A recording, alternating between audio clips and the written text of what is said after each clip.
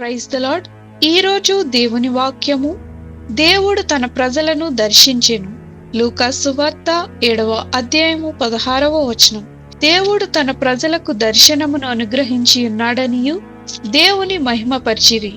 మన బ్రతుకులు, జీవితాలు మార్చబడడానికి అనేక స్థలాలను, వ్యక్తులను దర్శించిన మన జీవితాలు మార్చబడవు. అయితే దేవుడు ఏ ప్రాంతమును, ఏ దేశమునైనను, ఏ కుటుంబమునైనను దర్శించినట్లయితే అక్కడి పరిస్థితులు, జీవితాలు భిన్నంగా మార్చబడతాయి. ఆయన దర్శిస్తే బానిసత్వంలో ఉన్న ఒక జాతికి విడుదల కలిగింది. ఆయన దర్శిస్తే నరహంతకుడుగా ఉన్న వ్యక్తి గొప్ప సువార్తికునిగా మార్చబడ్డాడు.